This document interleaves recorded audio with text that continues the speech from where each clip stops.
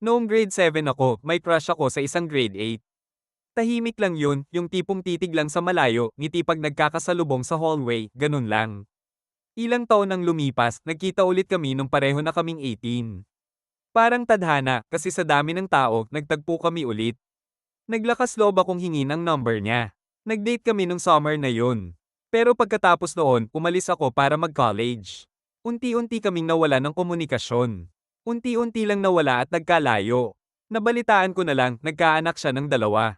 Ako naman, naligaw ng landas. Ilang dekada akong nalunod sa bisyo, alak, sugal, lahat na.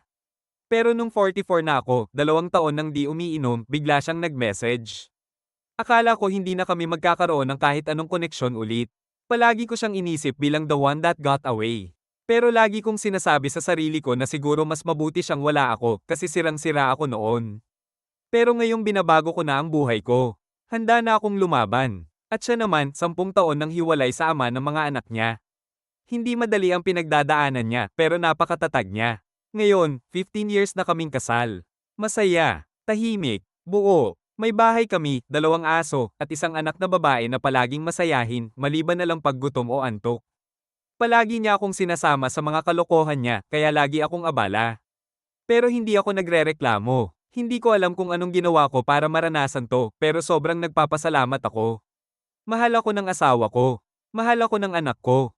At mahal na mahal ko rin sila. Ngayon lang ako naging ganito kasaya. Wala na akong mahihiling pa.